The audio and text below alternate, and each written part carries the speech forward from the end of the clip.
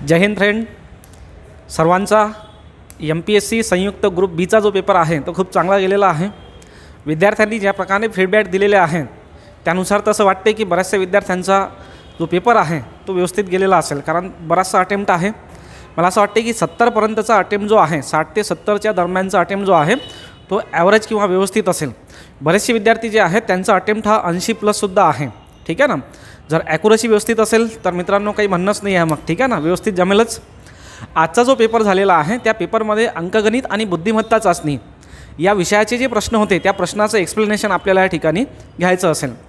जर मित्रांनो आपण ऑब्झर्व केलं तर राज्यसेवेमध्ये MPSCने जे थोडेफार टॉपिक सोडलेले होते ते टॉपिक या ठिकाणी कव्हर करण्याचा प्रयत्न केलेला आहे. जसं डायस आहे त्यावर प्रश्न आहे, त्यानंतर मग डेटा इंटरप्रिटेशन आहे त्यावर एक प्रश्न आहे, वर्क अँड टाईमवर प्रश्न आहे. तर असे बरेचसे प्रश्न आहेत जे आयोग तिथे विचारू शकला नाही, ते प्रश्न आयोगाने इथे विचारले आहेत.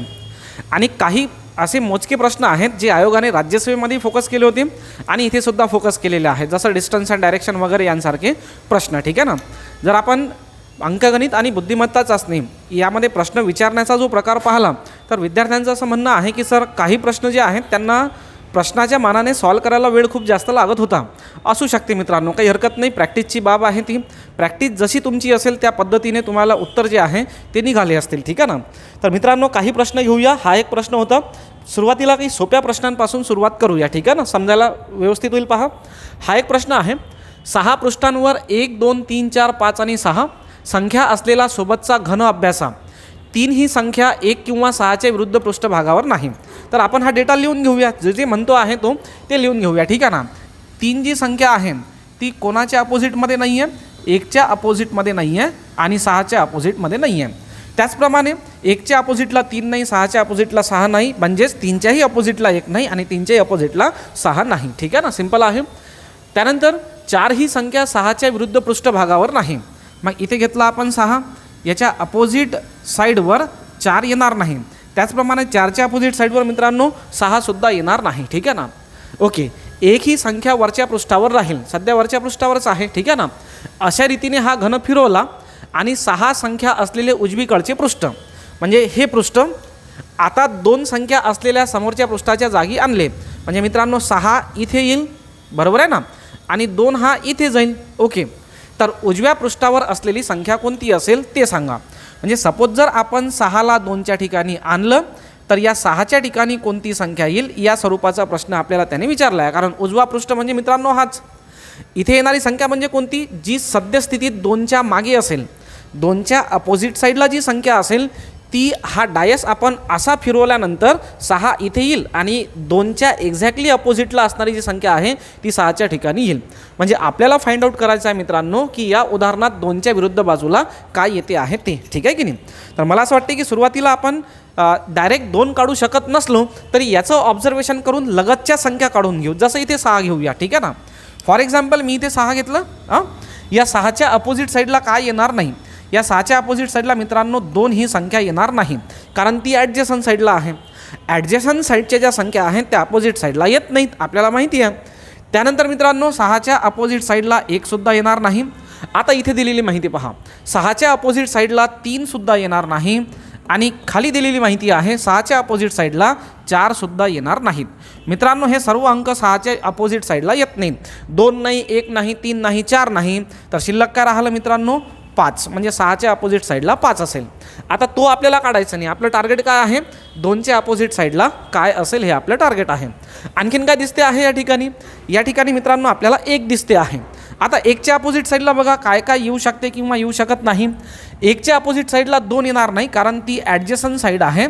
1च्या अपोजिट साईडला 6 येणार नाही, कारण ती ॲडजेसंट साईड आहे. आणखीन पहा मित्रांनो 1च्या अपोजिट साईडला 3 नसेल, कारण ते आपल्याला या ठिकाणी दिलेलं आहे. आणि 1च्या अपोजिट साईडला 5 पण नसेल, कारण ते कोणाच्या अपोजिटला आहे, ते 6च्या अपोजिटला आहे, म्हणून ते 1च्या अपोजिटला येणार नाही.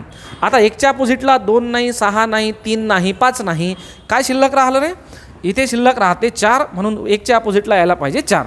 आता डायसमध्ये किती बाजू असतात, 6. 4 सापडल्या, मग शिल्लक कोणत्या राहिला? शिल्लक अंक राहिला 2 आणि त्याच्या अपोजिटला मग काय आला पाहिजे मित्रांनो? 1 6 4 5 हे नसतील तर त्याच्या अपोजिटला असायला पाहिजे 3 आणि आपल्याला तेच काढायचं आहे की 2च्या अपोजिटला कोण यायला पाहिजे. सो या प्रश्नाचं करेक्ट आन्सर असायला पाहिजे ऑप्शन नंबर 3. क्लिअर? थोडासा ट्रिकी प्रश्न आहे. आतापर्यंत काय होतं की आपल्याला दिलेला बॉक्स आपण उघडून पाहायचो आणि अपोजिट साईड कन्फर्म करायचो. या ठिकाणी काहीतरी वेगळं देण्याचा आयोगाने प्रयत्न केलेला आहे. थोडासा टाईम कन्झ्युमिंग वाटलेला आहे प्रश्न विद्यार्थ्यांना, पण मला असं वाटते की खूप चांगल्यापैकी विद्यार्थ्यांनी याला सॉल्व केलेलं असू शकते. ठीक आहे ना. एक हा प्रश्न पहा, डायसवर 2 प्रश्न होते, हा एक दुसरा प्रश्न. हा सोपी प्रश्न आहे मित्रांनो. थोडंसं तुम्ही इमॅजिन केलं ना तर निश्चितपणे या प्रश्नाचं उत्तर तुम्हाला काढता येऊ शकते. काय म्हणतो आहे? सोबतच्या जाळ्याची घडी घालून घनाकार मिळवला. याला फोल्ड करायचा आहे आणि आपल्याला एक घनाकार मिळवायचा आहे.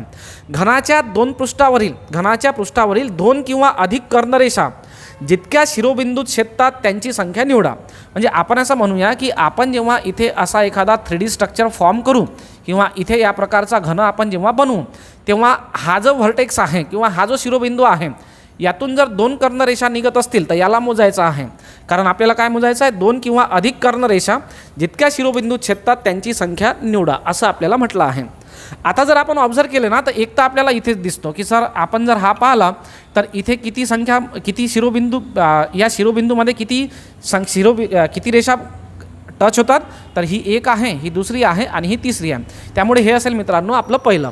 आता इमॅजिन करा, याला आपण इकडून उभं केलं, ही रेष कोणाला जुळते आहे का? नाही. याला आपण उभं केलं, ही रेष ऑलरेडी याला जुळलेली आहे. आता याला उभं करा, याला उभा केला तर ही कर्णरेष जुळेल का? कोणाला नाही जुळणार. ती याला जुळलेली असेल का? हां, याला जुळेल ती. ठीक आहे ना. पहा, ही रेष इथे आली आणि याला उभं केल्यानंतर ही रेष इथे आली म्हणजे हे याला जोडलेलं असेल. म्हणजे मित्रांनो पहिलं ठिकाण आपल्याला हे मिळालं, दुसरं ठिकाण आपल्याला हे मिळालं. आता तिसरी पहा, याला जर आपण उभं केलं तर नाही मिळणार. ही आपल्या घनाची राईट हँड साईड असेल आणि हा बॉक्स बंद करा. मित्रांनो पहा, ही जी रेष आहे ना ही इथं आहे आणि हा बॉक्स बंद केल्यानंतर ही रेष इथे येईल. म्हणजे इथे जो कॉर्नर फॉर्म होईल ना इथे सुद्धा 3 रेषा एकमेकांना मिळालेल्या असतील. म्हणून एक डॉट इथे मिळतो आहे आपल्याला, जिथे एक व्हर्टेक्स इथे आहे जिथे 3 रेषा भेटतात. एक आपल्याला इथे मिळतो आहे जिथे 3 रेषा भेटतात. तर असे आपल्याला फक्त 2च पॉईंट मिळतील किंवा शिरोबिंदू मिळतील जिथे फक्त 2 किंवा त्यापेक्षा अधिक कर्णरेषा मिळत असतील. क्लिअर आहे मित्रांनो? सोपी प्रश्न आहे. खूप विद्यार्थ्यांनी खूप चांगल्या प्रकारे हा प्रश्न सॉल्व केलेला आहे. त्यानंतर हा प्रश्न पहा, पेपर फोल्डिंग अँड कटिंगचा. तुम्ही जर PDF पाहिली असेल मी एक्झामच्या पूर्वी एक PDF व्हायरल केलेली होती किंवा मुलांनाही क्लासमध्ये सांगितलं होतं की पेपर फोल्डिंग अँड कटिंग आणि डायसवरचे प्रश्न करून ठेवायचे. पेपर फोल्डिंग अँड कटिंगवर एक प्रश्न निश्चितपणे तुम्हाला विचारला जाईल, कारण तो आयोगाने तिकडे विचारला नव्हता तर शक्यता होती की तो या ठिकाणी विचारला जाईल. आता याला सॉल्व करताना काय करायचं मित्रांनो? एकदम पूर्ण फोल्डिंग करत बसू नका. एखादा कोणता तरी इलिमेंट घ्या आणि खास करून ॲरो वगैरे घ्यायचे. नेहमी लक्षात घ्यायचं पेपर फोल्डिंगमध्ये ॲरो घ्यायचे, कारण ॲरोची डायरेक्शन युजली विद्यार्थ्यांची काय होत असते? चुकत असते. त्याला अनुसरून आपल्याला ऑप्शन जे आहे ते कन्फर्म करता येईल. आता मला सांगा, हा जो ॲरो आहे हा आपण फोल्ड केला तर हा ॲरो कुठे जायला पाहिजे? तर 1 मिनिट आपण असं करूया की हा जो ॲरो आहे त्याची जी डायरेक्शन आहे ना ती या दिशेला आहे. म्हणजे जर मी पॉइंटर लावला तर मित्रांनो तो पॉइंटर येतो आहे या ठिकाणी. आता मी काय करतो, मी हा ट्रायंगल पूर्णच्या पूर्ण यावर असा फोल्ड करतो. हा फोल्ड केल्यानंतर हा जो पॉईंट आहे हा पॉईंट कुठं यायला पाहिजे? हा पॉईंट यायला पाहिजे इतक्यात. ठीक आहे ना. आणि हा जो ॲरो आहे तो या पॉईंटकडे डायरेक्टेड असल्यामुळे फोल्ड केल्यानंतरही हा जो आहे ॲरो या पॉईंटकडेच डायरेक्टेड असेल. मग अशी डायग्राम पहा ज्याच्यामध्ये ॲरो पॉईंटकडे डायरेक्टेड आपल्याला दिसतो आहे. एक हे असेल आणि एक असेल ही. आता यामध्ये आपल्याला कन्फर्म करायचं आहे. आपण जर मित्रांनो पाहिलं तर आणखीन यामध्ये आता या 4मध्ये वेगळा कोणता पॉईंट दिसतो आहे ते पहा. इथे चंद्र या प्रकारे दिलेला आहे आपल्याला इन्व्हर्टेड आणि इथे जो चंद्र आहे तो आपल्याला या प्रकारे दिलेला आहे. म्हणजे मला असं वाटते की दुसऱ्या आणि चौथ्यामध्ये टायअप होत असेल तर चंद्राची स्थिती ऑब्झर्व करून आपण डायरेक्ट उत्तरापर्यंत पोहोचू शकतो. चला आता चंद्राची स्थिती पहा कशी असायला पाहिजे. चंद्र इथे आहे. ठीक आहे ना. जेव्हा मित्रांनो तो आपण असा या पद्धतीने फोल्ड करू तेव्हा तो एक्झॅक्टली या ठिकाणी या पद्धतीने अपियर्ड होईल. ठीक आहे ना. आपण असा फोल्ड करू ना त्रिकोणावर त्रिकोण. त्यानंतर हा जो चंद्र आहे त्यानंतर हा जो इकडला जो त्रिकोण आहे तो आपण जेव्हा याच्यावर फोल्ड करू तेव्हा मित्रांनो हा जो चंद्र आहे हा या पद्धतीने असा होऊन जाईल आणि या पद्धतीचा चंद्र आपल्याला पर्याय क्रमांक 4मध्ये दिसतो आहे. So this is the correct one. Clear आहे का सांगा सर्वांना? ठीक आहे ना. एकदम व्यवस्थितरित्या आपण हा जो प्रश्न आहे हा सॉल्व करू शकतो. सिंपल आहे. पूर्ण आकृती चेक करण्याची आवश्यकता पडत नाही सहसा. मी तुम्हाला याआधी पण सांगितलेलं आहे आपल्या विद्यार्थ्यांना की जे असे पॉईंट असतात जे आपल्याला डिफरन्सिफाय चारही ऑप्शन करू शकतात किंवा एखादा ऑप्शन निवडायला मदत करू शकतात, तिथून नेहमी आपण काय करायला पाहिजे, मुवमेंट करायला पाहिजे. ठीक आहे ना. पुढला प्रश्न पहा. आता हा प्रश्न आहे, पूर्णतया वेगळी जीवनशैली असलेल्या तरुणांकडून होणाऱ्या मतदानाला लागलेली उतरती कळा प्रामुख्याने निवडणुकात मतदात्यांच्या संख्येला लागलेल्या ओहोटीला कारणीभूत असल्याचे स्पष्टीकरण केले जाते. मित्रांनो, इथे एक कारण सांगितलेलं आहे. काय म्हणतो आहे, पूर्णतया वेगळी जीवनशैली असलेल्या तरुणांकडून, म्हणजे असे तरुण ज्यांची जीवनशैली पूर्णपणे वेगळी आहे, हे असे तरुण जे आहेत ते मतदानाला येण्याचं टाळतात. ठीक आहे की नाही. त्यामुळे काय होते आहे, मतदात्यांच्या संख्येला ओहोटी लागते आहे. आणि मतदात्यांच्या संख्येला ओहोटी लागण्याचं कारण काय आहे की हे जे तरुण आहेत, जे जीवनशैली बदललेले आहेत, हे तरुण यायला काकू करतात किंवा ते मत द्यायला येत नाही. ठीक आहे ना. वयस्क लोक मतदान करण्याची शक्यता अधिक असते. आता हे सुद्धा शक्यता आहे, म्हणून इथे अंडरलाईन असायला पाहिजे तुमची. जर हीच प्रथा चालू राहिली तर मतदात्यांची संख्या खूपच कमी असल्यामुळे बहुसंख्यांच्या इच्छा निर्देशित केल्या जाणार नाही. कारण लोकशाहीमध्ये काय आहे, बहुसंख्य लोक जे निवडून देतील त्याला मान्यता दिली जाते. पण जर लोकच मतदानाला येत नसतील तर बहुसंख्यांच्या ज्या इच्छा आहेत त्या निर्देशित केल्या जाणार नाहीत, असं याला या ठिकाणी म्हणायचं आहे. आणि शासनाला प्रशासन करण्याचा अधिकार आहे असे म्हणता येणार नाही. म्हणजे त्याद्वारे निवडून येणारे जे लोक आहेत त्यांना, कारण ते बहुसंख्य लोकांनी निवडून दिलेले नसतील, कारण बरेचसे लोक मतदान करायला आलेलेच नसतील, त्यामुळे शासनाला प्रशासन करण्याचा अधिकार नाही, म्हणजे अशा लोकांना प्रशासन करण्याचा अधिकार नाही असं या ठिकाणी म्हणता येईल. अशा स्थितीला आपण पोचण्याची शक्यता आहे. लोकांच्या इच्छांची दखल घेतली जाण्यासाठी समाजाने पारंपरिक निवडणुकींना पर्याय शोधणे आवश्यक आहे. लोकांच्या इच्छेची दखल घेतली जाण्यासाठी हा महत्त्वाचा आहे. ठीक आहे की नाही. समाजाने पारंपरिक निवडणुकींना पर्याय शोधणे आवश्यक आहे. आता तो म्हणतो आहे, वरील युक्तिवादातील त्रुटी सर्वात चांगल्या प्रकारे व्यक्त करणारा पर्याय निवडा. ओव्हरऑल जर वाचलं तर काय लक्षात येते, आपल्या असं लक्षात येते की सध्याच्या ज्या लाईफस्टाईलमध्ये, म्हणजे एकदम रिसेंट लाईफस्टाईलमध्ये जगणारे जे तरुण आहेत ते तरुण वोटिंग करायला येत नाहीत. आणि ते वोटिंग करायला येत नाही त्यामुळे काय होते आहे, मतदात्यांच्या ओहोटी लागलेली आहे. ठीक आहे ना. म्हणजे कमी वोटिंग होते आहे. आणि कमी वोटिंगद्वारा जर आपण एखादा नेता निवडून देत असू तर तो आपण इथं असं नाही म्हणू शकत की तो बहुसंख्यांच्या इच्छा निर्देशित करणारा असेल, कारण मोजक्याच लोकांनी त्याला काय केलेलं आहे, निवडून दिलेलं असेल. मग हे सर्व आपल्याला टाळायचं आहे. हे टाळण्यासाठी काय करायला पाहिजे, आपली जी ट्रॅडिशनल मेथड आहे वोटिंगची, ती ट्रॅडिशनल मेथड आपण टाळायला पाहिजे आणि काहीतरी नवीन पर्याय शोधायला पाहिजे. हा यामध्ये दिलेला युक्तिवाद आहे. म्हणजे हे जे काही चालते आहे आपल्या ज्या ट्रॅडिशनल वोटिंगच्या पद्धती आहेत त्यामुळे, आणि त्याला मित्रांनो आपल्याला या ठिकाणी पर्याय द्यायचा आहे असं हे सुचवते आहे. ठीक आहे की नाही. हा प्रश्न थोडासा इंग्लिशमध्ये वाचून घ्यायचा किंवा ऑप्शन तरी ॲटलिस्ट इंग्लिशमध्ये वाचायचे म्हणजे लक्षात येईल. ओके. वरील युक्तिवादातील त्रुटी सर्वात चांगल्या प्रकारे व्यक्त करणारा पर्याय निवडा. त्रुटी दाखवायची आहे. कशात त्रुटी दाखवायची आहे की पारंपरिक जी मतदानाची पद्धत आहे ती योग्य नाही, म्हणून आपण नवीन काहीतरी ऑप्शन सुचवायला पाहिजे. हा यामध्ये युक्तिवाद आहे. या युक्तिवादात कोणती त्रुटी आहे ते आपल्याला या ठिकाणी विचारलेलं आहे. पहिलं पहा, निवडणूक ही लोकशाही देशात शासन निवडीसाठी, सर्व लोकशाही देशात शासन निवडीसाठी उत्तम प्रकारे प्रस्थापित झालेली एकमेव प्रक्रिया आहे. आता ही त्रुटी थोडीच आहे. आता इथे जे काही दिलेलं आहे त्यामध्ये तो निवडणूक रद्द करा असं म्हणत नाही. हे करेक्ट आहे की निवडणूक ही लोकशाही देशात शासन निवडीसाठी उत्तम प्रकारे प्रस्थापित झालेली एकमेव प्रक्रिया आहे. म्हणजे निवडणूक व्हायलाच पाहिजे. पण इथे कुठेही तो निवडणूक रद्द करण्याबाबत बोलत नाही आहे. तो काय म्हणतो आहे की निवडणूक तर घ्याच, फक्त काय करा, जे ट्रॅडिशनल मेथड आहे निवडणुकीची त्याला काय द्या, ऑप्शन द्या. ठीक आहे ना. दुसरं पहा, निवडणुकीत मतदान करण्याऐवजी तरुण व्यक्ती सामाजिक माध्यमांच्या मदतीने दबाव गटात सामील होण्याची शक्यता अधिक आहे. आता हे कारणासारखं घेता येईल की कदाचित हे कारण असू शकते की ते निवडणुकीला येत नाही. ठीक आहे ना. त्यानंतर पहा, दूरस्थ निवासी स्थानामुळे महाजालाद्वारे वा पोस्टाद्वारे मतदानाचा पर्याय वापरण्यात समस्या येण्याची शक्यता आहे. दूरस्थ निवासी म्हणजे जे लॉंग डिस्टन्स राहतात. ठीक आहे की नाही. त्यामुळे आता त्यांना असं वाटते की जे लॉंग डिस्टन्स राहतात त्यामुळे कदाचित येत नसतील. त्यासाठी आपण काय करायला पाहिजे, इंटरनेट किंवा मग पोस्टाद्वारे त्यांना मतदानाची मुभा द्यायला पाहिजे. ठीक आहे की नाही. हा एक पर्याय वापरण्यात समस्या येण्याची शक्यता आहे. तर मला असं वाटते की ही जी आहे ही एक त्रुटी आहे, कारण या ठिकाणी जो म्हणतो आहे ऑप्शन द्यायला पाहिजे, तर इथे तो काय करतो आहे, ऑप्शन देतो आहे. कोणतं ऑप्शन देतो आहे की इंटरनेटच्या माध्यमातून किंवा मग पोस्टल सर्व्हिसेसच्या माध्यमातून, त्या सुविधेच्या माध्यमातून काय व्हायला पाहिजे, मतदान व्हायला पाहिजे. पण यामध्ये समस्या येण्याची काय आहे, शक्यता आहे, ही यामधली त्रुटी आहे असं म्हणण्यास काही हरकत नाही. ठीक आहे ना. त्यामुळे मला असं वाटते की हा जो प्रश्न आहे हा थोडासा डिफिकल्ट गेलेला असू शकते विद्यार्थ्यांना. लँग्वेज ही त्या प्रकारची थोडीशी भारी अशी लँग्वेज यूज केलेली आहे, त्यामुळे बरेचसे विद्यार्थी जे आहेत ते या प्रश्नाला अटेम्प्ट करू शकलेले नाही. आणि दुसरं म्हणजे टाईम कन्झ्युमिंगसुद्धा प्रश्न विद्यार्थ्यांसाठी हा झालेला आहे. ठीक आहे. नेक्स्ट पहा, खालील प्रश्न दिलेल्या माहितीवर आधारित आहे. दक्षिणेकडे तोंड असलेल्या 5 व्यक्ती ABCDE आणि उत्तरेकडे तोंड करून बसलेल्या 5 व्यक्ती MNOP आणि Q परस्परांसमोर समांतर रांगांमध्ये बसलेल्या आहेत. ठीक आहे ना. म्हणजे त्या या पद्धतीने बसलेल्या असतील. 5 व्यक्ती इथे घ्यायचे असतील आपल्याला, 1 2 3 4 आणि 5. 5 व्यक्ती इथे घ्या, 1 2 3 4 5. मी शिकवताना नेहमी असं म्हणतो की सिटिंग अरेंजमेंटमध्ये जे दिलेले पॉईंट आहेत ते ॲट रँडम वर खाली कडून दिलेले असतात.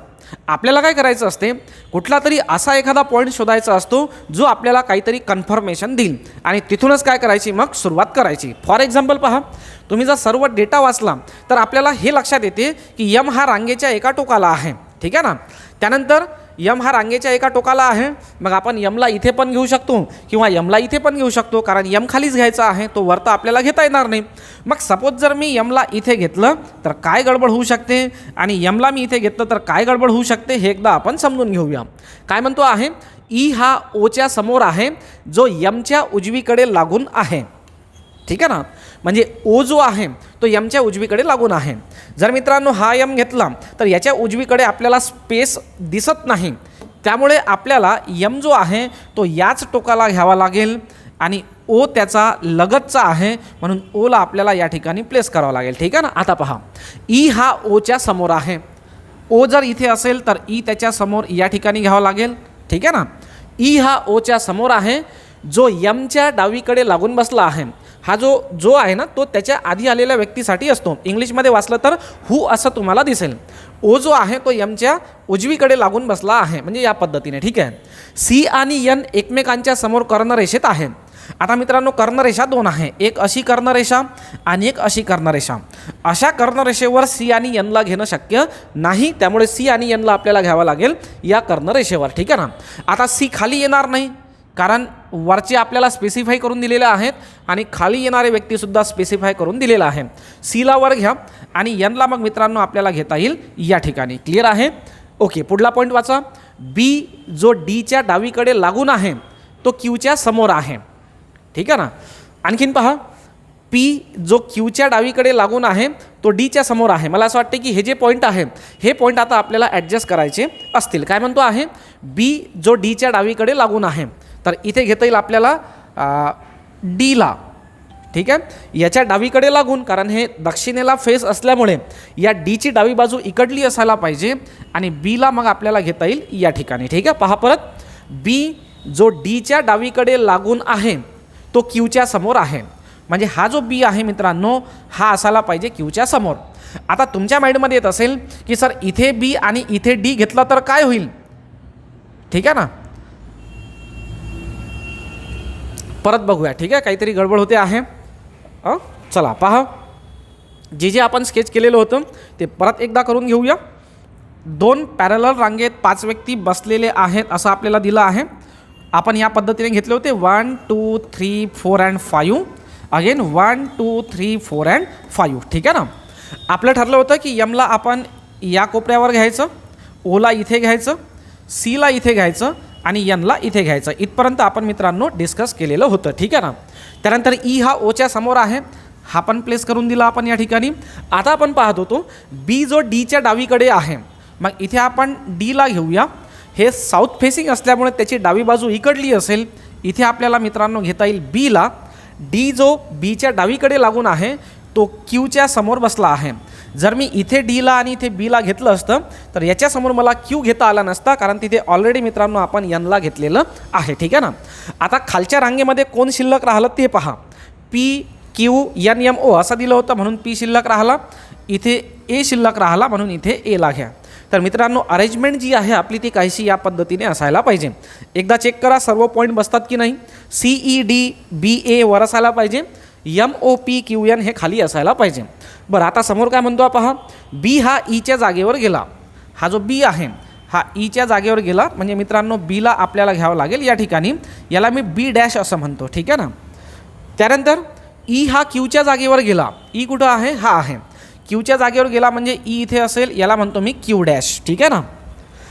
ई हा क्यूच्या जागेवर गेला आणि क्यू हा बीच्या जागेवर गेला म्हणजे क्यू जो आहे, एक मिनिट इथे ई यायला पाहिजे, इथे ई घेऊया. ई हा क्यूच्या जागेवर गेला आणि क्यू जो आहे तो बीच्या जागेवर गेला म्हणजे इथे आपल्याला क्यूला घेता येईल. क्लिअर आहे इथपर्यंत, ठीक आहे ना. बी चेंज करायचा आहे, ई चेंज करायचा आहे आणि क्यू चेंज करायचा आहे, ठीक आहे ना. हा मित्रांनो या ठिकाणी आपण ई घेतला आहे. परत एकदा सांगतो, याला थोडंसं बोल्ड करून घेऊया जेणेकरून सर्वांना व्यवस्थित दिसेल, ठीक आहे. पहा आता प्रश्न काय म्हणतो आहे, ओच्या समोरील व्यक्तीच्या, ओच्या समोरील व्यक्ती म्हणजे ई, ओच्या समोरील व्यक्तीच्या डावीकडून दुसरी व्यक्ती कोण. याच्या डावीकडे म्हणजे मित्रांनो इकडे दुसरी व्यक्ती ही झाली पहिली आणि ही झाली दुसरी. कोण दिसते आहे या ठिकाणी आपल्याला, क्यू दिसते आहे. सो या प्रश्नाचं करेक्ट आन्सर असायला पाहिजे क्यू. क्लिअर सर्वांना, ठीक आहे ना. यामध्ये अरेंजमेंट करा, त्याने दिलेल्या माहितीनुसार रिप्लेसमेंट करा आणि रिप्लेसमेंट केल्यानंतर जो प्रश्न आहे त्या प्रश्नाचं उत्तर काढा. काहीतरी वेगळं करण्याचा प्रयत्न या ठिकाणी आयोगाने केलेला आहे. युजली या प्रकारचं जे सिटिंग अरेंजमेंट आहे ते बँकिंग वगैरेमध्ये आपण पाहतो, याला पॅरलल सिटिंग अरेंजमेंट असं म्हटलं जातं, ठीक आहे ना. पुढला प्रश्न पहा. या प्रश्नाबद्दल थोडासा मला डाऊट वाटतो आहे, ते समजून सांगतो पहा. खालील प्रश्नात एक विधान आणि त्या अनुषंगाने येणारी दोन कारणे रिझन 1 आणि रिझन 2 दिलेली आहेत. विधानासंदर्भात कारणांचे उपयोजन करून उत्तर शोधा असं म्हणतो आहे. हल्ली लोक खूप प्रमाणात मोठ्या प्रमाणावर दूरस्थ खरेदी म्हणजे टेली शॉपिंग करतात. टेली शॉपिंग आणि ऑनलाईन शॉपिंग मित्रांनो हे दोन वेगवेगळे कन्सेप्ट आहेत. टेली शॉपिंग म्हणजे जे आपण टी व्हीमध्ये पाहतो, ठीक आहे ना, नापतोल वगैरे पाहतो, तिथून जे काही आपण शॉपिंग करतो आहे त्याला म्हणतो आपण टेली शॉपिंग, ठीक आहे ना. ओके, आता याचं कारण पहा. पहिलं दिलं आहे लोक मोठ्या प्रमाणात दूरदर्शन पाहतात म्हणून लोक टेली शॉपिंग जास्त प्रमाणात करतात. योग्य वाटते आहे का, नाही, हे चुकीचं असेल. मित्रांनो लोक जरी जास्त प्रमाणात टी व्ही पाहत असले तरी टी व्ही पाहत असताना म्हणजे ते एक आपण असं म्हणूया ते एक प्रेरणादायी कारण असेल त्यांना शॉपिंग करण्याचं, असं आपल्याला निश्चितपणे म्हणता येणार नाही, ठीक आहे की नाही. त्यामुळे पहिलं जे आहे ते 100% बरोबर आहे, हे काही बरोबर म्हणता येणार नाही, त्यामुळे पहिलं हे चुकीचं, ठीक आहे ना. त्यानंतर हल्ली लोकांना बाजारात जाऊन खरेदी करायला वेळ मिळत नाही. आता हे थोडंसं बरोबर वाटते, पण याबद्दल माझा असा डाऊट आहे, हल्ली लोकांना बाजारात जाऊन खरेदी करायला वेळ मिळत नाही. मग मित्रांनो लोक जर बाजारात जाऊन खरेदी करत नसतील तर फक्त टेली शॉपिंगच कशाला, कारण आपल्याला जे स्टेटमेंट दिलेलं आहे ते स्टेटमेंट बाइंडिंग आहे टेली शॉपिंगला. मग जर बाजारात जाऊन खरेदी करायला वेळ मिळत नसेल तर मित्रांनो आपण ऑनलाईन पण खरेदी करू शकतो किंवा मग आपण बाहेरून एखाद्या व्यक्तीला ऑर्डर देऊन तिकडूनसुद्धा सामान काय करू शकतो, बोलवून घेऊ शकतो, ठीक आहे की नाही. तर मला असं वाटते की या प्रश्नासंदर्भात करेक्ट उत्तर असायला पाहिजे संभवनीय कारण R1 नाही आणि R2 ही नाही असंही असू शकते किंवा याचं थोडंफार वेटेज वाटत असल्यामुळे दुसरं करेक्ट आहे असंही आपल्याला या ठिकाणी घेता येऊ शकते. थोडंसं डाऊटफुल आहे, चौथं थोडंसं जास्त स्ट्रॉंग या ठिकाणी मला वाटते आहे, ठीक आहे ना. बघू काय होते, तर पुढला प्रश्न बघूया, ठीक आहे. बघा आपल्याला एक डिस्टन्स अँड डायरेक्शनवर एक प्रश्न विचारलेला आहे आणि खूप चांगला प्रश्न आहे. डायग्राम व्यवस्थित आली असेल तर मला असं वाटते की तिथे तुम्हाला पायथागोरसचं थेरम वगैरे काढावं लागू शकते, ठीक आहे. प्रसादने त्याच्या घरापासून सुरुवात करून उत्तरेला 8 किलोमीटर प्रवास केला. कुठलाही एक स्टार्टिंग पॉईंट घ्यायचा नेहमी डिस्टन्स अँड डायरेक्शनमध्ये. उत्तरेकडे जातो आहे, टेन्सिल क्लिअर असू द्यायची, टेन्सिलवर उत्तर दिशा वर आहे म्हणून मित्रांनो हा जो प्रसाद आहे या प्रसादला आपण वर घेऊन जाऊया 8 किलोमीटर, ठीक आहे. त्यानंतर सिमेट्री मेंटेन करायची. 8 जर एवढं मोठं घेत असून तर 8पेक्षा मोठं असणारं मोठं आणि कमी असणारं कमीच आपल्याला घ्यावं लागेल, ठीक आहे. नंतर त्याने उजवीकडे वळून 5 किलोमीटर प्रवास केला. असा चालत गेला, त्याची उजवी बाजू इकडे असेल, हा 5 प्रवास केला म्हणून इथे घ्यायचं असेल आपल्याला 5. पुन्हा पुन्हा उजवीकडे वळून 4 किलोमीटर प्रवास केला. आता तो इथे आहे म्हणजे असा तोंड करून असेल, त्याची उजवी बाजू मित्रांनो खाली असेल आणि 4च जायचं आहे म्हणून या 8च्या अर्ध आपण घेऊया, ठीक आहे ना. म्हणजे तो आता असायला पाहिजे या ठिकाणी. नंतर पूर्वेकडे 3 किलोमीटर प्रवास केला. टेन्सिलवर पूर्व दिशा इकडे राहते सरळ म्हणून याला आपण इकडे घेऊन गेलो आहे 3 किलोमीटर, ठीक आहे. सध्या तो इथे आहे. शेवटी तो डावीकडे वळला आणि 2 किलोमीटर प्रवास केला. डावीकडे मित्रांनो म्हणजे याची वरची बाजू, डावीकडे जाईल म्हणजे तो अशा वरच्या हातावर जाईल तो, आणि इथे 2 किलोमीटर गेल्यानंतर तो इथे आता थांबलेला आहे. आपल्याला विचारला आहे तर तो त्याच्या घरापासून किती किलोमीटर अंतरावर आहे. त्याचं घर मित्रांनो इथे होतं. त्याचं घर जर आपण इथे पाहिलं तर त्याच्या या घरापासून तो एवढ्या अंतरावर असेल. जर आपण इथे पाहिलं तर हा आपल्याला हायपोटेनियस असल्याचं दिसते आहे. काटकोन त्रिकोणाचा हा काय आहे, कर्ण आहे. आणि जर कर्ण असेल तर बाकीचा राईट अँगल ट्रायंगल कुठे गेला, तर मला असं वाटतं की तो आपण या पद्धतीने कन्स्ट्रक्ट करून घेऊ शकतो. ठीक आहे ना. आता आपल्याला कर्ण काढायचा असेल तर आपल्याला पायथागोरस थेरमचं अप्लिकेशन या ठिकाणी करावं लागेल. सांगा ही साईड किती असायला पाहिजे, इथून इथपर्यंत 5 आणि समोर 3 म्हणजे हे असायला पाहिजे 8. क्लिअर आहे इथपर्यंत. बरं आता ही साईड किती असायला पाहिजे सांगा. ठीक आहे ना. इथून इथपर्यंत किती आहे मित्रांनो, पूर्ण 8 आहे. क्लिअर आहे की नाही. त्यामधून 2 गेले म्हणजे हे किती असायला पाहिजे, 6 असायला पाहिजे. एक तर असं करा, किंवा कसं करता येईल पहा. ही जर मी पूर्ण रेष अशी खाली घेतली तर इथून इथपर्यंत 8 झाली. त्या 8 पैकी हे 4 आहे म्हणजे खालचं सुद्धा किती आहे मित्रांनो, 4 आहे. त्याच्यावर आपण 2 गेलेलो आहे म्हणजे 4 आणि 2 6, म्हणजे बेस 8 यायला पाहिजे आणि हाईट 6 यायला पाहिजे.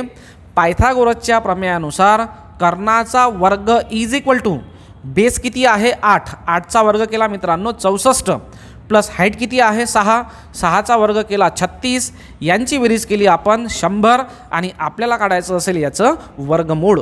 क्लिअर आहे. 100चं वर्गमूळ येते आहे 10. म्हणून करेक्ट आन्सर जे आहे ते या ठिकाणी मिळते आहे आपल्याला ऑप्शन नंबर 3 मध्ये दर्शवल्याप्रमाणे. क्लिअर आहे. तर सोपी प्रश्न होता. तुम्हाला आठवत असेल, जर तुम्ही राज्यसेवा दिली असेल तर राज्यसेवेमध्येही त्याने आपल्याला डिस्टन्स अँड डायरेक्शनवर एक प्रश्न विचारला होता आणि इथे सुद्धा तो आपल्याला डिस्टन्स अँड डायरेक्शनवर एक प्रश्न विचारतो आहे. तो थोडासा पझल बेस होता आणि हा प्रश्न मित्रांनो पायथागोरसच्या थेरमवर आधारित असा प्रश्न आहे. ठीक आहे ना. शांततेने पाहत राहा. ठीक आहे. चला पुढला प्रश्न पहा. हा DIचा प्रश्न आहे. हा प्रश्न बऱ्याचशा विद्यार्थ्यांना मित्रांनो कळलाच नाही की एक्झॅक्टली त्याने आपल्याला या ठिकाणी काय विचारलं आहे. मिक्स DI म्हटलं जातं. या ठिकाणी आपल्याला त्याने 2 पाय चार्ट दिलेला आहे. हा एक सर्कल आहे, हा काय दर्शवतो ते पण वाचा. हा एक सर्कल आहे, हा काय दर्शवतो ते पण वाचा. ठीक आहे ना. काय म्हणतो आहे, ABCD या 4 खेड्यात राहणाऱ्या 6200 ग्रामस्थांवर त्यांच्या अतिप्रिय रंगासंदर्भात सर्वेक्षण केले. ठीक आहे ना. असतं ना कोणाला काही काही रंग खूप जास्त आवडतात. ठीक आहे ना. काही कारणं असतात. तसं यांना पण काय आहे, काही रंग जे आहेत ते अतिप्रिय वाटतात. ठीक आहे की नाही. ओके. B खेड्यातील 50% लोकांना लाल हा अतिप्रिय रंग आहे, तर इतर खेड्यातील किती लोकांचा तोच रंग अतिप्रिय आहे असं आपल्याला विचारलं आहे. आता या प्रश्नासंदर्भात जर तुम्हाला काही समजलं नसेल तर ॲटलिस्ट त्याने Bचा आणि लालचा जो उल्लेख केला आहे तेवढं तर काढू शकतो ना आपण. ठीक आहे की नाही. आता डेटा काय म्हणतो आहे पहा. 6200 ग्रामस्थांपैकी निळा रंग आवडणारे 28%, लाल आवडणारे 20%, पिवळा, हिरवा, काळा आवडणारे हे टक्के. त्यानंतर 6200 ग्रामस्थांपैकी A गावाची लोकसंख्या, Bची लोकसंख्या, C आणि D यांची लोकसंख्या आपल्याला या ठिकाणी त्याने या पद्धतीने दिलेली आहे. क्लिअर आहे का सांगा इथपर्यंत. ठीक आहे ना. आता आपण काढून घेऊया B किंवा लाल रंग आवडणारे किती आहे. ठीक आहे ना. इथे घेऊया आपण रेड कलर लाईक करणारे किती आहे. किती आहेत पहा, 20%. कोणाच्या, 6200च्या 20%. मग आपण इथे लिहूया 100 पैकी 20 ऑफ किती मित्रांनो, 6200. ठीक आहे ना. 20 20 कॅन्सल. 62 × 20 असं आपल्याला या ठिकाणी मिळते आहे. हे केलं तर साईन दोन्ही 12 आणि बे दोन्ही 4 म्हणजे 1240 सॉरी 1240 एकूण लोक आहेत मित्रांनो ज्यांना लाल रंग आवडतो. म्हणजे हे जे 20% जे आहे हे इंडिकेट करते आहे 1240 एवढी लोकसंख्या. कितीपैकी, 6200 पैकी. इथपर्यंत क्लिअर ना सर्वांना. आता पहा, तो असं म्हणतो आहे B गावातील 50% लोकांचा लाल हा रंग आहे. ठीक आहे ना. मग इथे आपण पहिला पॉईंट घेऊया. B या गावातील पॉप्युलेशन किती आहे. ठीक आहे ना. B या गावाची पॉप्युलेशन, B या गावातील पॉप्युलेशन म्हणण्याऐवजी B या गावातील किती लोकांनी या सर्वेक्षणात सहभाग घेतलेला होता असं काढूया. किती आहे, 23%. मग परत घेऊया 100 पैकी 23 ऑफ किती, 6200. परत 20 20 कॅन्सल केले मित्रांनो. म्हणजे B या गावातील पॉप्युलेशन किती निघते आहे मग, ही निघते आहे 1425. हे कॅल्क्युलेशन करा म्हणजे तुम्हाला क्लिअर होऊन जाईल. 1425. ठीक आहे. आता हे जे 1425 आहेत यातील 50% जे लोक आहेत, 1425 50% जे लोक आहेत मित्रांनो, त्यांना काय आवडतो? लाल रंग आवडतो. मग 50% इथे घेऊया आपण, ज्यांना आवडतो आहेत ते. 1425 जे आहेत त्याचे आपल्याला काय करायचे असतील? अर्धे करायचे असतील. ठीक आहे ना. 1425 नाही, 3 दोन्ही 6 यायला पाहिजे. हे कॅल्क्युलेशन व्यवस्थित लक्षात घ्या, कारण 3 दोन्ही 6 युनिट प्लेसला 6 हे करून पाहायचं तुम्ही. ठीक आहे ना. आता याचे जर आपण 50% घेतले तर ते होत आहेत 713. 713 म्हणजे काय? म्हणजे बी या गावातील जे एकूण लोकसंख्या आहे ती आपली निघती आहे 1426. या 1426 लोकांपैकी 713 लोकांना काय आवडतो आहे? लाल रंग आवडतो आहे. आता पहा, एकूण लाल रंग आवडणारे किती? तर 1240. ठीक आहे ना. यापैकी बी या गावातील 50% जनतेला म्हणजे 730 जनतेला काय आवडते आहे? लाल रंग आवडतो आहे. आता यांची वजाबाकी करून येणारे जे काही व्यक्ती असतील ते सर्व असतील इतर गावातील लाल रंग आवडणारे व्यक्ती. क्लिअर आहे की नाही? चला मायनस करा. यांची आपण जर वजाबाकी केली तर आपल्याला ॲन्सर मिळते आहे. ठीक आहे ना. चला कॅल्क्युलेट करून पहा. 713 इथे 730 लिहिलं गेलं. ठीक आहे ना. परत एकदा लिहा. 1240 मायनस 713. ठीक आहे ना. आता कॅल्क्युलेट करा. करेक्ट आन्सर येते या ठिकाणी 527. क्लिअर आहे? क्लिअर आहे ना. 527 हे यायला पाहिजे इतर गावातील लाल रंग आवडणारे व्यक्ती. क्लिअर आहे ना. थोडासा मिक्स DI दिलेला आहे. 2 ऑपरेशन्स तुम्हाला या ठिकाणी करायचे होते आणि तिसऱ्या स्टेपमध्ये डायरेक्ट मग काय मिळालं असतं? आपल्याला आपलं ॲन्सर मिळालं असतं. ठीक आहे की नाही? तुम्ही जे काही ॲन्सर काढलेलं असेल ते एकदा चेक करून पहा. या पद्धतीने ते निघायला पाहिजे होतं. ठीक आहे. पुढला प्रश्न पहा. खूप मस्त प्रश्न आहे. रेग्युलर प्रश्न आहे मित्रांनो. काही खूप असा ट्रिकी किंवा खूप डिफिकल्ट असा प्रश्न नाही आहे. माझ्या मते हा रेग्युलर प्रश्न आहे. तुम्ही SSC वगैरेच्या परीक्षा पाहिल्या तर त्यांच्यामध्ये तुम्हाला रेग्युलरली हा प्रश्न जो आहे बँकिंग क्लरिकल वगैरेमध्ये दिसून येतो. ठीक आहे ना. पहा काय म्हणतो आहे? 28 मीटर व्यासाचे वर्तुळाकार मैदान असेल. मग आपण एक मैदान काढलं, हे वर्तुळाकार, याचा व्यास 28 मीटर आहे. 28 मीटर व्यास आहे. त्रिज्या किती असेल? मग त्या व्यासाच्या निम्मे असायला पाहिजे त्रिज्या. ठीक आहे की नाही? व्यास म्हणजे या टोकाकडून त्या टोकापर्यंत दोन्ही टोकांना छेदणारा. त्रिज्या म्हणजे काय? तर केंद्रबिंदूपासून परिघाला छेदणारी जी असते त्याला म्हणतो आपण त्रिज्या. ठीक आहे की नाही? आणि व्यास जो आहे तो नेहमी त्रिज्येच्या दुप्पट असतो. म्हणून हे जर 28 असेल मित्रांनो तर या वर्तुळाची R1 घेऊया आपण. या ठिकाणी किती असायला पाहिजे? 14 असायला पाहिजे. म्हणजे याच्या अर्धे असायला पाहिजे. हे घेतलं आपण या ठिकाणी 14. आता काय म्हणतो आहे? असेल आणि त्या भोवती 7 मीटर रुंद रस्ता असेल. आता याच्या भोवती आपण काय केलं आहे? 7 मीटर रुंद काय घेतला आहे? रस्ता घेतला आहे. म्हणजे हा रस्ता आहे. या रस्त्याची ही जी रुंदी आहे मित्रांनो, ही रुंदी किती आहे? 7 मीटर आहे. आता सपोज जर मी तुम्हाला इथून इथपर्यंतची जी त्रिज्या आहे, ठीक आहे ना, हा रस्ता आहे. ठीक आहे. हा इथे मी असा या पद्धतीने दर्शवतो. हा जो याच्या बाजूला दिसतो आहे हा काय आहे? त्या वर्तुळाकार मैदानाभोवतीचा रस्ता. या मैदान आपण काळ्या रंगाने दर्शवतो आहे आणि रस्ता जो आहे तो लाल रंगाने दर्शवतो आहे. मैदानाची त्रिज्या आहे मित्रांनो 7. आणि जर मी मैदानापासून तर रस्त्यापर्यंतची त्रिज्या घेतली त्याला म्हटलं मी R2 तर ती किती आहे? 7 आणि 14 म्हणजे 21. मला काय वाटते मित्रांनो, हा जो मोठा वर्तुळ दिसतो आहे लाल, त्या मोठ्या वर्तुळाच्या क्षेत्रफळातून लहान वर्तुळाचं क्षेत्रफळ काय करायला पाहिजे? मायनस करायला पाहिजे. म्हणजे याच्यामधून आपण जर हे मायनस केलं तर आपल्याला बरोबर काय मिळेल? रस्ता किती मीटर लांबीचा आहे किंवा रस्त्याचं क्षेत्रफळ काय आहे ते आपल्याला मिळून जाईल. ठीक आहे ना. मग इथे लिहूया आपण क्षेत्रफळ. क्षेत्रफळ वर्तुळाच्या क्षेत्रफळाचा फॉर्म्युला काय आहे? πr². ठीक आहे ना. पण इथे घेऊया आपण R2 कारण मायनस करायचा ना. त्यानंतर πr² 1. ठीक आहे ना. पाय कॉमन काढलं, इथे राहिलं R2चा स्क्वेअर मायनस R1चा स्क्वेअर. ठीक आहे ना. पाय म्हणजे मित्रांनो 22/7. ठीक आहे. R2 किती आहे पहा? 21. क्लिअर आहे ना. त्याचा वर्ग मायनस R1 आहे 14, त्याचा वर्ग आपण या ठिकाणी घेतला. ठीक आहे. कंटिन्यू करा. 22/7 इंटू, ठीक आहे, 21चा वर्ग 441 आणि 14चा वर्ग 196. ठीक आहे. बाकीचं तिकडे सॉल्व करूया. इज इक्वल टू 22/7 गुणिला यांची वजाबाकी करा. ठीक आहे ना, यांची आपल्याला वजाबाकी करायची असेल.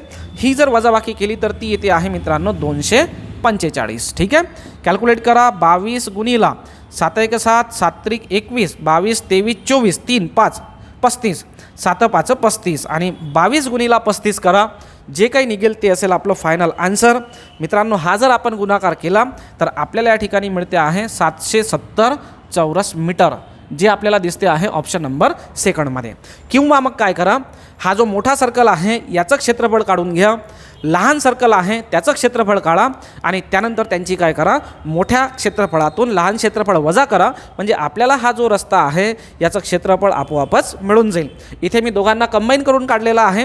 जर थोडाफार तुम्हाला जॉमेट्रीचा ॲसेस असेल, थोडंफार जर तुम्हाला मेन्शुरेशन वगैरे समजत असेल तर निश्चितपणे तुम्हाला हे जी काही मेथड या ठिकाणी मी यूज करतो आहे ती समजलेली असेल. किंवा मग इंडिव्हिज्युअली जर मित्रांनो आपण या ठिकाणी त्यांचा एरिया काढला त्यानंतर जरी उत्तर काढलं तरीही चालेल. ठीक आहे ना. त्यानंतरचा प्रश्न पहा. शेतातील तण काढण्यासाठी 5 मजुरांना 12 दिवस लागतात, तेच काम 15 मजुरांना किती दिवस लागतील? एकदम सोपी प्रश्न आहे. क्लास 4 सारखा प्रश्न आहे मित्रांनो. ठीक आहे, काय यूज करायचा, एक फॉर्म्युला आहे, MDH फॉर्म्युला म्हणतो आपण त्याला. M1D1 is equal to M2D2. हा फॉर्म्युला तुम्हाला या ठिकाणी काय करायचा होता, यूज करायचा होता. ठीक आहे ना. M1 म्हणजे काय, पहिले मजूर 5. D2 म्हणजे D1 म्हणजे काय, पहिले दिवस 12. M2 म्हणजे काय ते पहा, पहिले M2 म्हणजे दुसरे मजूर, M म्हणजे माणसं, D म्हणजे दिवस, D2 म्हणजे दिवस किती लागतात ते पहा बोर्डवर.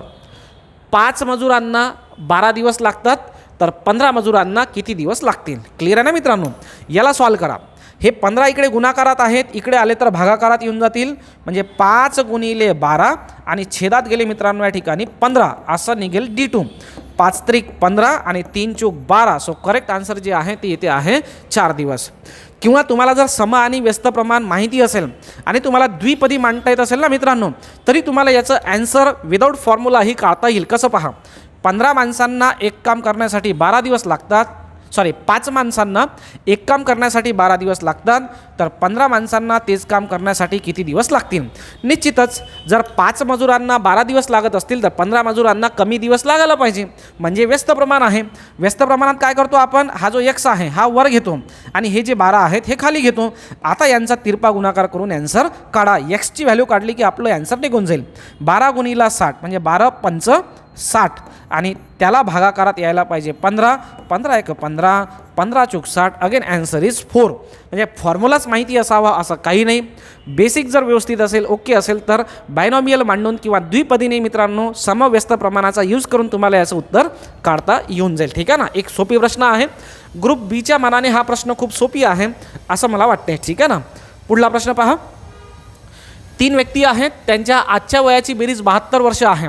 7 वर्षापूर्वी त्यांच्या वयाचे गुणोत्तर 4, 6, 7 होते, तर त्यांचे आजचे वय किती? मी नेहमी असं म्हणतो मित्रांनो की त्याने जिथून वयवारीची सुरुवात केली असेल आपणही तिथूनच करायची. हा 7 वर्षापूर्वीपासून म्हणतो आहे ना, तर आपला पहिला पॉईंट तोच घ्यायचा की 7 वर्षापूर्वीची स्थिती काय होती. ठीक आहे ना. ते तिघंजणांना आपण A, B आणि C असे मानून घेऊया. ठीक आहे ना.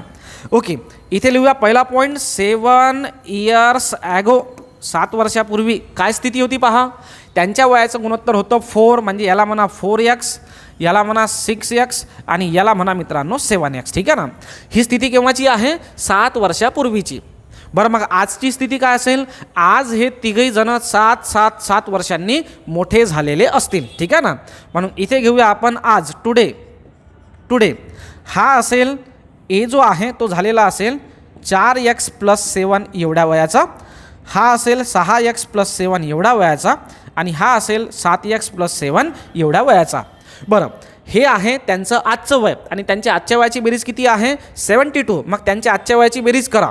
ठीक आहे. एचं वय आजचं किती आहे? 4x + 7 अधिक बीचं वय किती आहे? 6x + 7. ओके, सीचं वय किती आहे पहा? 7x + 7 आणि अशी जर आपण बेरीज केली तर आपल्याला बेरीज उदाहरणात दिलेली आहे 72. क्लिअर आहे. कॅल्क्युलेट करा. 6 4 10 7 17x अधिक 7 3 21 is equal to 72.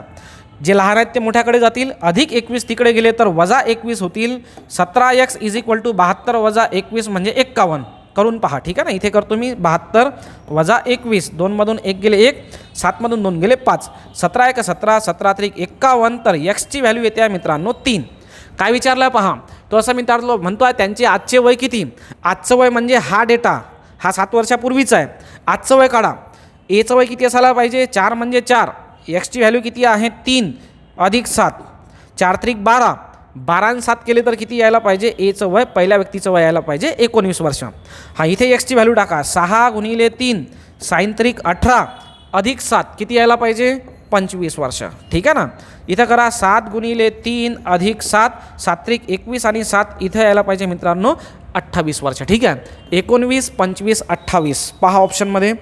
Option number 3मध्ये आपल्याला दिसते आहे. एकदा चेक करा, 4 त्रिक 12 आणि 7 19, साइन त्रिक 18, 24 आणि 1 25, 7 त्रिक 21 आणि 7 28 एकदम क्लिअर आहे, ठीक आहे ना. मी नेहमी असं विद्यार्थ्यांना म्हणतो की बिलकुल कन्फ्यूज नाही व्हायचं. सर्वात सोपी प्रकार आहे प्रॉब्लेम ऑन एज. त्याने जिथून सुरुवात केली असेल आपणही तिथून सुरुवात करायची. यामध्ये मित्रांनो कॉम्प्लिकेशन असं येऊ शकते की तुम्ही त्यांचं आजचं वय हे घेतलं आणि 7 वर्षापूर्वीचं जर मागे गेले -7 केलं तर ती एक गडबड या ठिकाणी तुमच्याकडून संभवते. परंतु माझं असं म्हणणं असेल की जिथून त्याने दिलेला आहे प्रश्न तिथूनच काय करायचं, सॉल्व करायला सुरुवात करायची. तो म्हणतो आहे ना 7 वर्षापूर्वी, तर ठीक आहे 7 वर्षापूर्वीपासूनच घ्यायचं, ठीक आहे ना, काही हरकत नाही. पुढला प्रश्न पहा. हा एक प्रश्न आहे पहा. हा असं म्हणतो आहे एका थैलीत 1 रुपया 50 पैसे 25 पैसे यांची 6, 5:6:8 या प्रमाणात नाणी आहेत. जर त्यांची एकूण किंमत 420 रुपये असेल तर 50 पैशाची नाणी किती, ठीक आहे ना. पहा मित्रांनो एकदम सोपी आहे. इथे एक इक्वेशन मांडावं लागेल. या इक्वेशनमध्ये आपण बरोबरच्या चिन्हाच्या तिकडे घेतो आहे रुपये 420, बरोबर आहे ना. तर मित्रांनो बरोबरच्या चिन्हाच्या इकडे आपल्याला काय घ्यावे लागतील, रुपयेच घ्यावे लागतील, ठीक आहे ना. पाहता 1 रुपयाचे 5 नाणे म्हणजे हे झाले 5x एवढे रुपये. रुपये काढायचे आहेत ना, लक्षात घ्या काय पाहिजे रुपये. बरोबरच्या चिन्हाच्या इकडे रुपये म्हणजे तिकडेही रुपये. त्यानंतर मला सांगा 6x नाणे म्हणजे किती रुपये हो. 6x नाणे म्हणजे 3 रुपये, कारण 2 50 पैसे मिळवून 1 रुपया बनत असतो. म्हणून इथे किती रुपये झाले असतील हे काढण्यासाठी याला 2ने आपल्याला काय करावं लागेल, भागावं लागेल. प्लस 4ने किती आहेत 25 पैसे, 8x. आपल्याला 25 पैसे किती लागतात 1 रुपया बनवायला, 4. 25 25 25 25 झाले ना 100, म्हणजे 1 रुपया. म्हणजे याला करावं लागेल आपल्याला भागीला 4. आता तिकडेही आपण रुपये घेतले, इकडेही आपण रुपयेच घेतले, ठीक आहे ना. पाहता इथे घेऊ आपण 5x अधिक, ठीक आहे ना. हे 5x कितीचे झाले मित्रांनो, हे झाले 50 पैशाचे.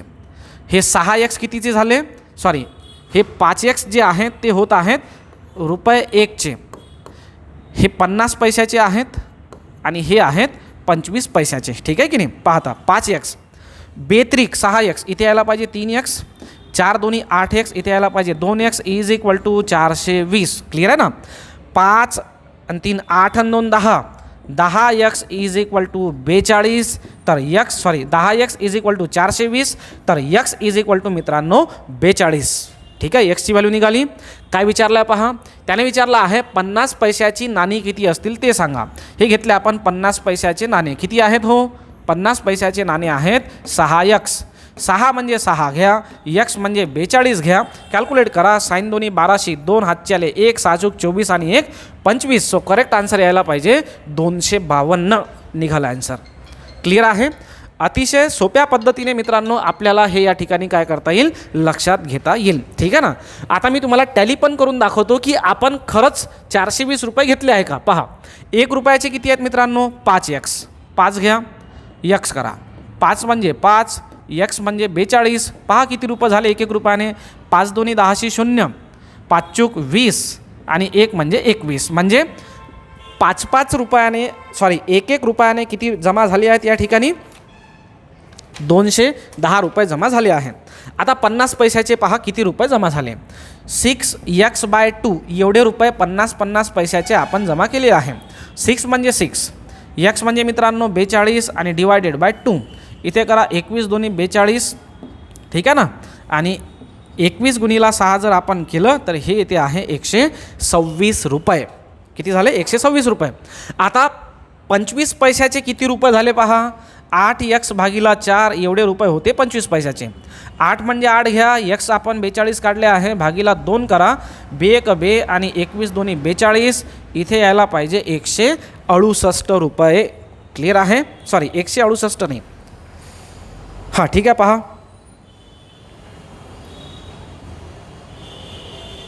ठीक आहे ना, सॉरी भागिला 4 पाहिजे ना इथे, हां सॉरी इथे भागिला 4 घ्या.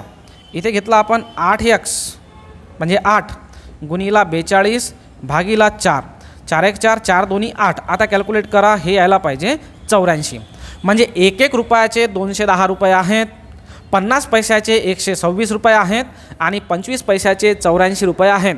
जर आपण यांची बेरीज केली तर किती यायला पाहिजे? 420 यायला पाहिजे. तर आपलं करेक्ट बरोबर आहे ना. पहा बरं करून, 6 4 10 0, ठीक आहे. 8 2 10, 1 11 आणि 12 2, हातचाला 1 2 3 आणि 1 घेतला 4, बरोबर मिळाले आपल्याला 420 रुपये. सोपी आहे प्रश्न. रेशिओ अँड प्रपोर्शनचा ट्रॅडिशनल प्रश्न आहे, नवीन प्रश्न नाही आहे. खूपदा परीक्षांमध्ये वेगवेगळ्या एक्झाम्समध्ये विचारला जातो, ठीक आहे की नाही. थोडासा अभ्यास करताना आपला जो व्ह्यू आहे ना तो सर्वसमावेशक ठेवायचा. हे पाहायचं सेंट्रल गव्हर्नमेंटमध्ये काय सुरू आहे, UPSC काय विचारते, SSC काय विचारते, त्या पद्धतीने जर मित्रांनो अभ्यास केला ना तर लक्षात येते की हे जे प्रश्न आहेत ते इकडून तिकडे तिकडून इकडे काय होत राहतात, रिपीट वगैरे होत राहतात. क्लिअर आहे की नाही. ओके, तर सिंपल आहे. या पद्धतीने पूर्ण जो पेपर आहे मित्रांनो तो आपण या ठिकाणी समजून घेतो आहे, ठीक आहे ना. आणखीन काही प्रश्न सुरुवातीला मी सोडले होते तर ते प्रश्नसुद्धा एकदा आपण बघून घेऊया, ठीक आहे मित्रांनो. हा सर्व जो व्हिडिओ आहे हा तुम्हाला मिळेल चाणक्य फाउंडेशनच्या यूट्यूब चॅनलवर. चाणक्य फाउंडेशनतर्फे मित्रांनो एक नवीन बॅच लॉन्च केला जाते आहे MPSCची, त्याचबरोबर UPSCची सुद्धा, ठीक आहे ना. त्या संदर्भात माहिती मिळवण्यासाठी तुम्हाला जे मोबाईल नंबर दिलेले आहेत त्यावर तुम्ही कॉल करायचा. जर तुम्हाला अंकगणित आणि बुद्धिमत्ता चाचणी या विषयाची जर बॅच लावायची असेल तर ती बॅच मित्रांनो मी सुरू करतो आहे 14 सप्टेंबरपासून, ठीक आहे ना. म्हणजे येणारी जी तारीख आहे 14 तेव्हापासून ती बॅच सुरू होईल. तुमच्याकडे 2 टायमिंग अवेलेबल राहतील. इथे मोबाईल नंबर दिलेले आहेत. तुम्हाला जर ॲडमिशन करायची असेल किंवा जर तुम्हाला याची गरज वाटत असेल, तुमच्या मित्रांना याची गरज वाटत असेल तर निश्चितपणे दिलेल्या नंबरवर तुम्ही कॉल करायचा असेल. क्लिअर आहे मित्रांनो.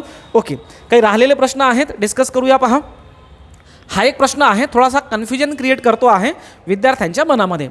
प्रत्येक वाक्यातील रिकाम्या जागेत चपलक बसवून दिलेल्या संदर्भात 2 स्वतंत्र व समान अर्थाची पूर्ण वाक्ये तयार करता येतील अशी शब्दजोडी वा शब्दसमूह जोडी निवडा. काय करायचं आहे, आपल्याला रिकाम्या जागेत शब्द ठेवून स्वतंत्र वाक्य बनवायचं आहे. पण मित्रांनो त्याचा अर्थ काय असायला पाहिजे, समान अर्थ असायला पाहिजे. परत एकदा पहा, ही जी रिकामी जागा आहे या रिकाम्या जागेत दिलेल्यापैकी समान अर्थ निघणारे आपल्याला शब्द किंवा शब्दसमूह काय करायचे असतील, ठेवायचे असतील. आता लक्षात घ्या, जेव्हा हा टॉपिक मी विद्यार्थ्यांना शिकवतो तेव्हा मी नेहमी असं म्हणतो की बँकिंगला एक क्लोज टेस्ट म्हणून राहते इंग्लिशमध्ये, त्यासारखा काहीतरी प्रकार आहे. इथे मित्रांनो तुम्ही याची टोनिंग, पॉझिटिव्हनेस, निगेटिव्हनेस या बाबी लक्षात घ्यायला पाहिजे, म्हणजे तुम्हाला चफलक बसवता येईल, ठीक आहे की नाही. ओके, पहा काय म्हणतो आहे, रोखे बाजार जोरदार कोसळल्यामुळे, इंग्लिशमध्ये काय म्हणतो आहे, शेअर मार्केट, ठीक आहे की नाही. The stock market having plug drastically in the investor, ठीक आहे ना. म्हणजे जे शेअर मार्केट आहे, स्टॉक मार्केट आहे ते कोसळलं.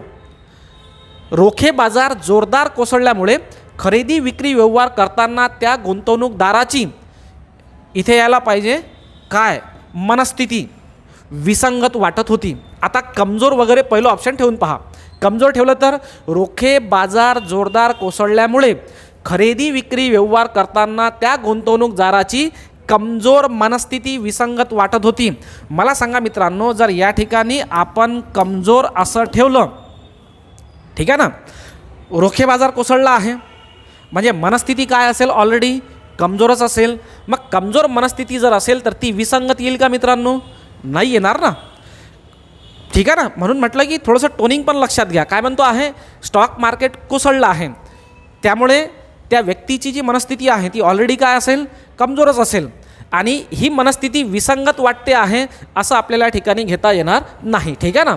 करेक्ट आन्सर काय येते आहे किंवा काय ठेवलं पाहिजे ते सांगतो. पहा, रोखे बाजार जोरदार कोसळल्यामुळे खरेदी विक्री व्यवहार करतानाची त्या गुंतवणूकदाराची आशावादी मनस्थिती विसंगत वाटत होती. तुम्हाला काय पाहिजे आहे, विसंगत हैल वाटायला पाहिजे, ठीक आहे की नाही. विसंगत दिसते आहे का हे पहा. स्टॉक मार्केट डाऊन होतो आहे तरीसुद्धा तो जो इन्व्हेस्टर आहे तो काय आहे, आशावादी आहे. स्टॉक मार्केट घसरते आहे, तो इन्व्हेस्टर आशावादी आहे. म्हणजे इथे काय दिसते मित्रांनो, आपल्याला विसंगती दिसते आहे, विसंगत मनस्थिती दिसते आहे. आता आनंद ठेवून पहा, ठीक आहे की नाही. दुसरं ऑप्शन काय आहे, आनंद. आशावादी ठेवलं, आनंद ठेवून पहा आणि वाचा आपल्याला असं काहीतरी मिळते का. रोखे बाजार जोरदार कोसळल्यामुळे खरेदी विक्री व्यवहार करताना त्या गुंतवणूकदाराची आनंदी मनस्थिती विसंगत वाटत होती. करेक्ट आहे.